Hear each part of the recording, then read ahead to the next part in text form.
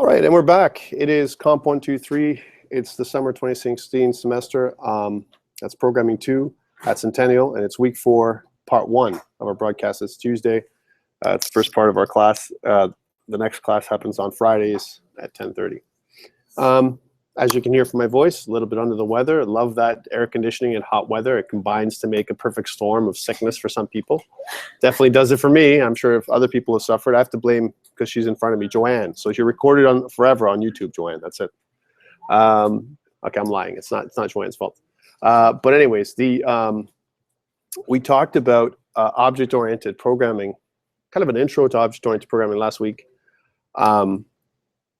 Again, I mentioned last time that it's probably the most important thing you're going to learn as programmers going forward. Object-oriented programming concepts, classes and objects, that kind of stuff. You have an assignment that's due this Friday at midnight.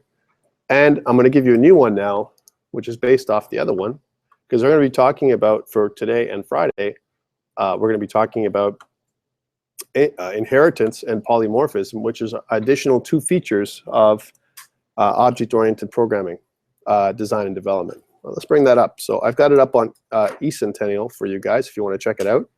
I'm just going to bring it up here as the Word document, but for you, you have it up on eCentennial as a PDF. It's very similar to the structure and the way that assignment 1 looks, except we're going to extend the hero class to make a superhero, right? So this could be exciting for some of you. You like to make superheroes, right? Maybe as a child, I don't know, for me, I always made my own comic books, right? So if you're that kind of person, then what we're going to do is we're going to generate superpowers for the superhero, right? So how's it going to work? Well, you're going to be given a list of powers. These are the ones. And by the way, you can add to this list if you want to be creative, right? It's okay.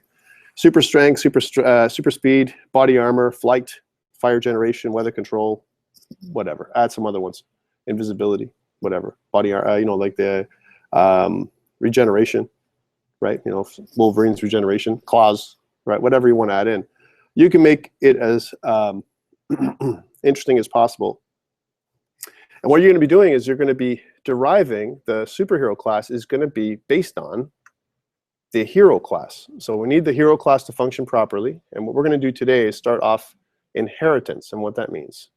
And I want you to think about inheritance as almost like I inherit all of my properties and instance variables and methods from the class, the base class or the super class, right? So if I designate a class as a super class for my current class, and we're going to talk about this, or we also like to call it a base class and a subclass. Those 2 things, it's also called that as well.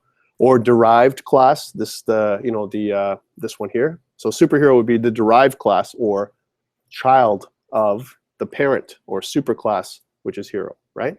So there's a way to create that relationship, right? And we're going to talk about how to do that in code today, right? And what that means. What are the advantages and disadvantages of inheritance? By the way, over the last little while, inheritance has been criticized as a negative for object-oriented programming because of the domino effect it can have. If I have my superclass hero, and then I have my other classes, superhero, supervillain, could be another subclass of the hero, right? Or vigilante, let's say we call it another kind, right? And maybe hero isn't the right name, but it might be the hero of a story, right? Or it could be, an enhanced human might be a better, subclass if you wanted to think of it that way, right? And then you have different kinds. You have a guy who's good, a guy who's evil, and a guy who's kind of in the middle, right? Neutral. Like Batman. Batman would be a vigilante type, right? Tending towards good, right? That's his behavior, right? I'm bringing this up because I want you to be able to take the abstract, like the idea of a hero and superhero, and bring it down into code, programming, right? And how to do that. So remember that there's a superclass, which now would be our hero, and then there would be the subclass, the class that's inheriting from the superclass, our superhero, right? And the superhero is going to have everything that the hero had, right, that the hero shares with the superhero. We have to make some adjustments to the hero class in order for us to have access, and plus other things. Like one thing that the superhero class would have that the hero doesn't have is superpowers, right? So that's what we're going to add here. We're going to add superpowers for this assignment. Just like you had your your private method generate abilities. You're going to have another one called generate superpowers or random powers, right? And we're going to also have a show powers method that allows us to show the powers to the console, right? That's what it is. So very similar to what we did in assignment 1, right? And as you're working towards assignment 1 to finish by Friday, keep this in mind. Have in mind that you know that you're going to make a subclass called superhero, and it might change your design choices when it comes to how you create your assignment 2. So what are we doing here? So I have the superclass is hero. I have my superpowers string array. Oh, you guys are going to moan with this one, right? I will accept a list. If someone wants to really use a list instead of a string array, you're welcome to do so. It's another option here. I'm not going to be so strict as to say you can only use an array. It's okay if you want to use a list, right? So what you want to do here is there's 2 parts to it. There's the private instance variable, which is a string array, right, of superpowers, and then there's the public property superpowers, right? The public property will have getters and setters, just like any other public properties would have. And when you set the superpowers property, it's going to pass the value of the string array to the superpowers instance variable. So that's going to be the challenge, right? Because you're going to have, now you're passing by reference, or you're passing, you're making a copy of one array into another. There's going to be some complexity there for you to figure out. And I'm sure there's going to be a lot of questions around that. All right. Show powers, again, just shows me the powers on the console. So how do I build this thing? So what I want to do is I want to derive and we're going to talk about how to do that, the syntax around how to create a subclass today, and what inheritance really is about. What we have to do in our constructor method, though, is we have to pass in the same name string that we would pass into the hero class. Because the hero class, if you remember, it requires a name to be passed into the constructor, right? So we still have to do that with the superhero class, but we're going to pass that name string into the base constructor, right, for our for our hero class. And we're going to talk about how to do that today. The private generate random powers, right? It's going to be as soon as you construct a superhero, it's going to call the private generate random powers method, along with, because when I construct a superhero, I'm also in the background constructing a hero. The hero would have his abilities, right?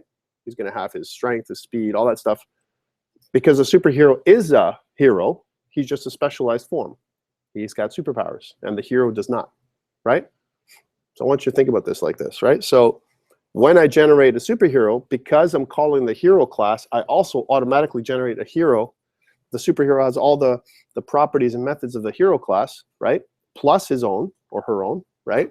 So that means I have my abilities. So everything that happens in the hero class would happen in the superhero class. Okay. Plus, I choose from these powers. One thing I want you to do, and this is where the challenge is for this one, and people have had trouble with this in the past, and just mentioning it to you. I want you to make sure that the hero that you generate has unique powers. So you can't choose the same power twice. And how would you do that? I want you to think about that. There's a couple of methods to use. Because if I choose the power, I should be able to somehow know that that power is chosen, so I can't choose it again, right? Because I'd be like, I don't know, it doesn't make any sense. And if it was making a game and I rolled randomly from 1 to 6, if I chose super speed and super speed, right, that doesn't make any sense. You would lose a power, right? Now, there could be some other mechanics behind it. If you hit the power twice, you get double super speed or whatever. But we're not doing that in this case. We're just saying you can't choose the same power twice, okay? That's what we're going to say. And then there's going to be a public show powers method that will display the hero superpowers in a nice, pretty way, all right? I want you to make the output pretty to the console. Just like for your show abilities, like your show method that's part of the hero class, I want that to be pretty. So please don't hand me, one line with nothing in it on Friday. I want it to be, make it pretty on the console. Add some extra decorators or whatever. So when it comes out, it looks nice, okay? That's part of the marks that I'm asking for.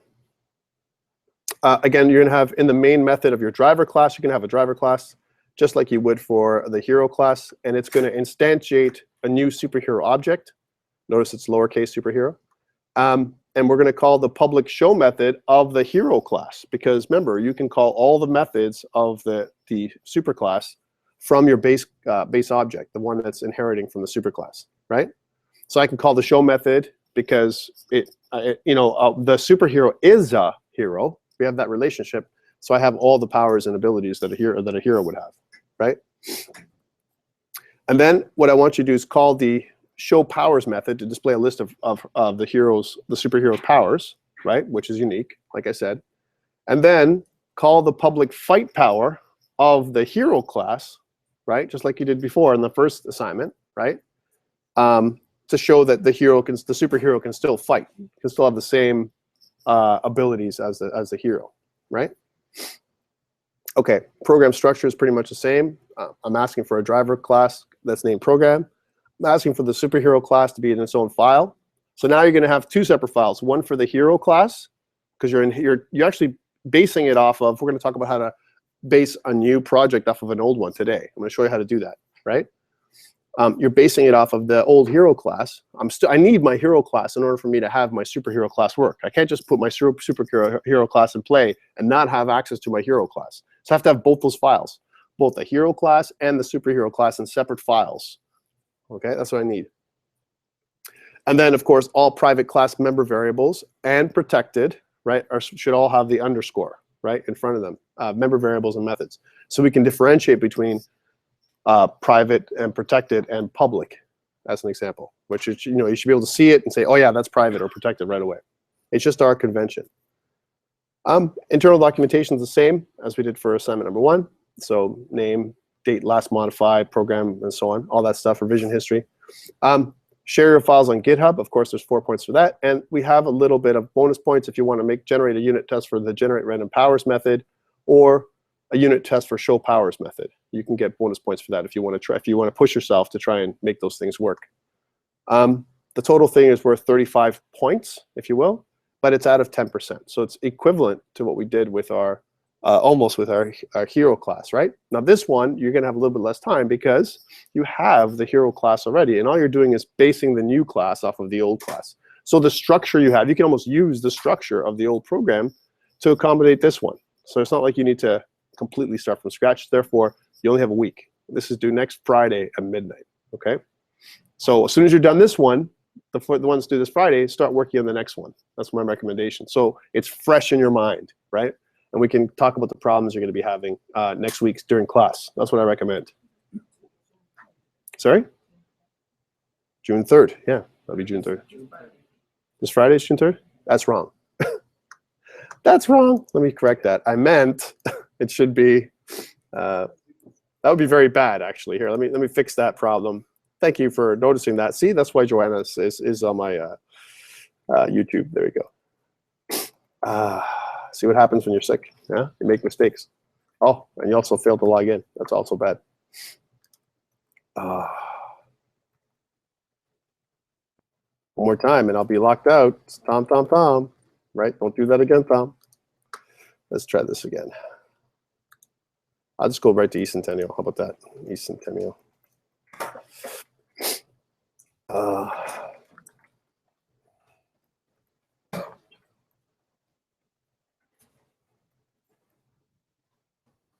We're just in there today, so it shouldn't lock me out. Yeah. All right. So if I go to, and thank you for that, but I have to say that again. Assignment 2 in the Dropbox. Here's assignment 2. Let's edit this one. It's June 3rd. How did I not notice? This one will be due the next week. So it'll be not June 3rd, but June 10th. Okay. And of course, it'll close June 13th. Right. So as soon as June 13th, Monday comes along, closed. You won't be able to submit past that day. All right. And please ignore the due date on the document, obviously, if it says this is the actual due date. Okay. So I'm going to update my document, but I'm not going to update the one. So it's going to be June 10th. There we go. Okay, June 10th, week 5. Any questions around assignment 2?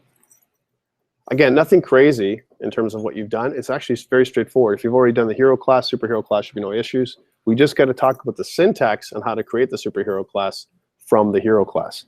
And I'm going to use person as an example of that. I've got a person. I'm going to make something else out of the person, right? I'm going to actually take our old lesson from lesson 3. We're going to derive a new subclass of the person superclass today, and to give you an example of how you create a superclass and a subclass. All right, so this is assignment 2. Again, due a week Friday. Okay, so remember that, again, I just want to say it on the video, that your quiz, your second quiz, I believe, is it your second quiz? Yeah. Quiz 2 is going to be due on Friday, so please come in on time. I mentioned it earlier, but I'm mentioning it again just so I can record it for people that are here. The first 10 minutes of class, it's going to be 10:30, 10:40. As soon as that 10:40 is done, I will close the quiz. So if you're not here by that time, you will not have an opportunity to do the quiz. You need to be on time. Okay, so please do that for Friday. All right, let's talk about our how to create a project from a previous project. I'm going to open up the past project here in Visual Studio 2015. I've got one that we used last week, COMP123 Summer 2016 Lesson 3. That's the one we did last week. So I'm going to bring that up. And I want to create a template. This is what we're going to do. We're going to make a template from this one so I can reuse this one over and over again. So I don't have to recreate all the program, the person, all that stuff. I don't want to do that again. And notice that I also have an error that I kind of left in here. Let's make this over here. I want to kind of make this project, this COMP123, Summer 2016 Lesson 3. I want to use it as a basis to create other projects, right? How do I do that? And this is the same for you. If you're doing assignment 1, I would take assignment 1 when it's complete, and then create a template that you can use, an assignment template that you can use for future assignments, or hint, hint, for future exams. Like if I give you an exam and I say, hey, I need you to make it that, this, I'm going to do the same thing. I'm going to create a template. I'm going to give it to you up on GitHub. You're going to download the exam template. You're going to put it up on your machine, right? And then from there, you have a structure that you're going to build out. That's what's going to happen for the exam. I'm just letting you know in advance, as we said on week 4. Remember, the midterm is on week 7, right? That's what we're doing. That's the change that we're making to our program here, right? So we don't have a test this week. We have a midterm that's going to come week 7. All right, so please be prepared for that. I'll do, again, we'll host it, not today on the Wednesday. We'll host it on the Friday, the midterm, right? So that way, we give you some time to prepare and talk about stuff and do a little bit of review the same week about all the concepts we're going to be on the exam. I'll do that review in week 7, okay? All right, let's bring this thing, make it into a template. So I go to File. Here's how we do it. So watch carefully, and I'm recording this so you guys can do this for assignment 1. So let's suppose this is your assignment 1. I'm going to take File. I'm going to go Export Template. Okay, it's going to ask me, it's going to bring up this little wizard, and it says, what do you want to export? Which project do you want? I definitely want, notice that I can't export a template with both projects, only one. COMP123 Summer 2016 Lesson 3. I'd have to recreate my unit tests. That's one disadvantage. You can't create the whole thing. Okay, so this one here. All right, good. I want to click Next. And it's going to bring up some basics. It's going to say, hey, this is my template. Do I want to make it the same? No. I'm just going to call this COMP123 Template 1. Right? And you can make Template 2, Template 3, Template 4. You can make different templates. And you can also erase them. I'll show you how to do that later on. All right, in the template description, we're going to put what this thing is. This is the first template for COMP123, right? Okay, good. Now, notice there's some other options here. You can put an icon image if you want to be creative. You can put an icon image. You can also have some kind of preview image if you want to do that. So it also has a check mark for automatically import the template into Visual Studio. Absolutely, we want to do that. And also display an Explorer window on the output files folder. We want to do that too. Let's click Finish. Excuse me. When you do this, it does this little dance, excuse me, and it creates the template. Now, the template is done in the background. And for some versions of 2013, as an example, it'll pop up another window that shows a zip file. If it does, you can close that window down. You don't need it. I'm going to close this project. I'm going to close the project now, File, Close Solution. And I'm going to open up my template and base a new project off of my template. Let's try this. So I'm going to go File, New, Project, and then I'm going to click on C#, Visual C# here, right? And I'm going to scroll down until I see COMP123 Template 1. See how it appears down here? If I click onto it, it has the same description. This is the first template for COMP123, right? And notice that at the bottom, it gives you a name, COMP123 template 11. I'm not going to do that. I'm going to change this one to COMP123 lesson 4, right? Because that's what we're doing today. So here's lesson 4. And I could also do something like, and probably I should have done summer 2016, put that in there too. But you can rename it the way you like. I'm going to keep the create new Git repository checked, as well as create directory for solution, and then press OK. When I do this, not only does it create my stuff, but I also have, if you notice, the person class right away and my driver class. I don't have my unit test, right? We can add that later, right?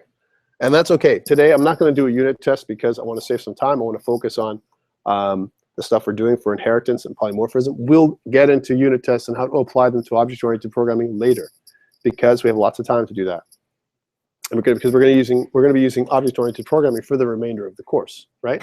So there's no point trying to rush and try and do everything at once. I want you to be exposed to unit testing, but later on we'll go into more of details on the second half of the semester. Okay, so I've got my person class. Let's take a look at it. Here's my person class, right? Well, I want to make a subclass of my person class. I need to make a couple of changes.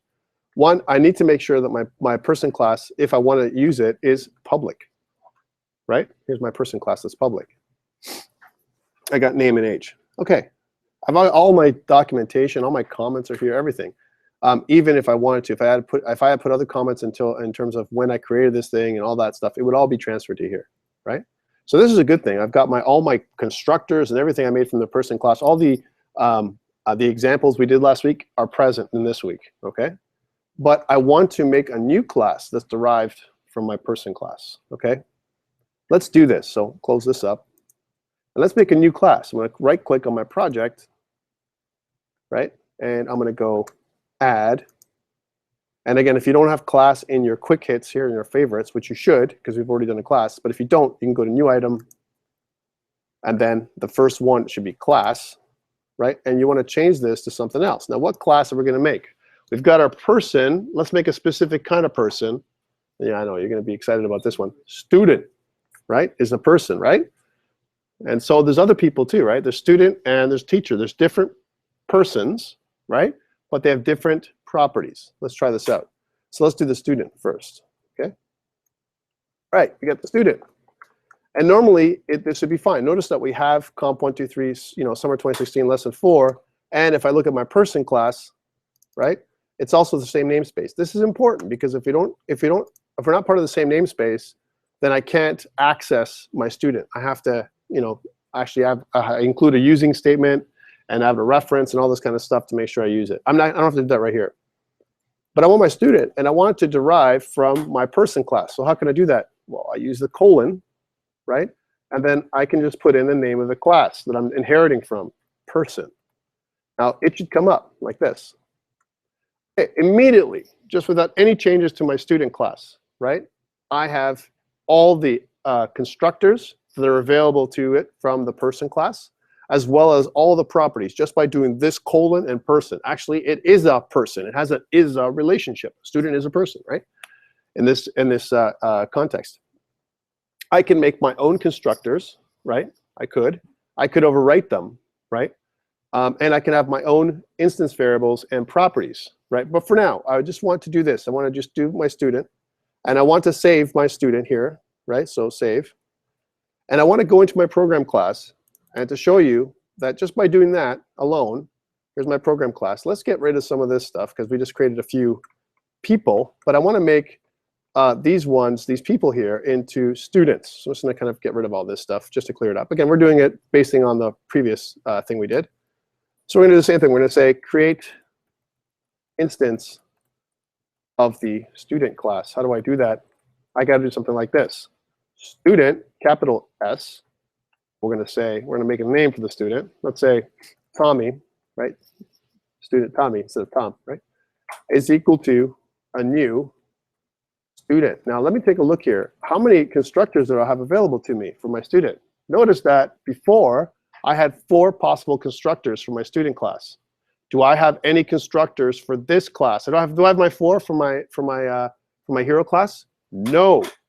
Why? Because and that's the difference when you inherit. I have to explicitly reconstruct my constructors. I have to almost override the methods that were over there before with my own, right? So when I do this, right, new student, and I do something like this, Tommy dot, and I still have the options. Look, age, I have to do it all manually. It's like I'm using the default empty constructor, right? So here's my age.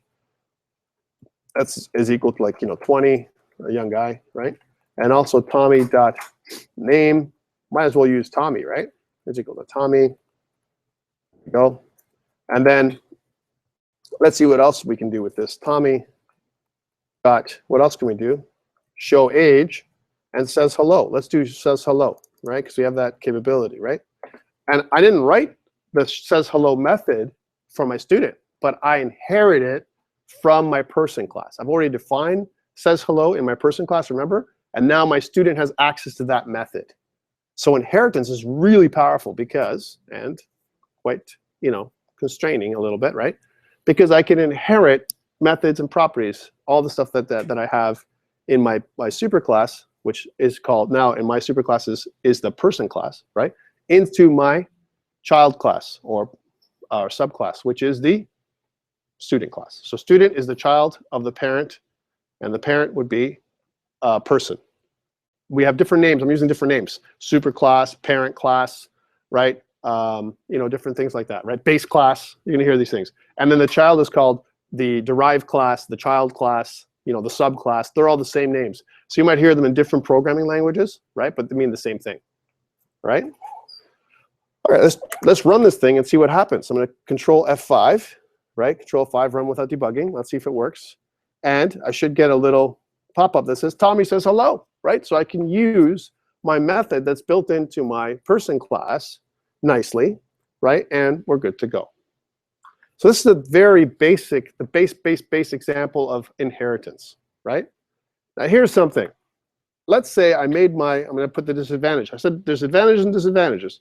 Here's the disadvantage. I've created my person class before, right? Let's say I get rid of my says hello method from my person class. What happens to my derived class or child class or subclass student? What happens to it?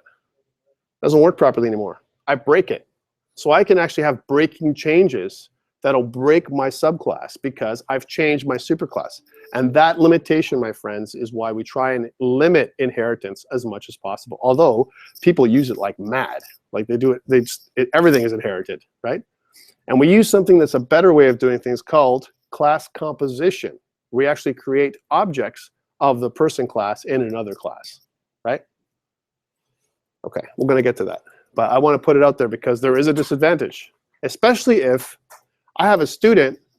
Are there different kinds of students that could be out there? And the answer is yes, there could be, right? An international student, a different type of student, as opposed to a domestic student right here in class, right? You can relate to this, right?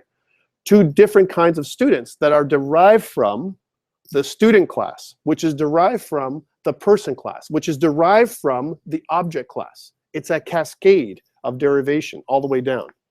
Everything that's a subclass happens, we can call this the ancestors of the international student would be the student as well as the person as well as the object superclass, which exists everywhere. Every other class inherits the object superclass. I'm going to take a short break, being sick. I'm going to come back, right? I want you to absorb this piece, and we're going to continue with this. I'm expecting questions when I come back because it's really important to understand this piece. I want you to take a second to absorb it, because if you don't, this is where it's going to, remember we talked about this? We're going to go from 0 to hero in this course, right? We start slow, slow, slow, and then afterwards we ramp, right? This is where we start to ramp, week 4, right? So if you don't get this stuff, we add other things, and I'm going to start using classes and objects everywhere after this week, right? You're going to be like, whoa, whoa, whoa, I don't get it. What happened? Tell me again what a subclass is. You need to understand this stuff. So let's do that. Let's take a short break, and I'll be back, and we'll continue.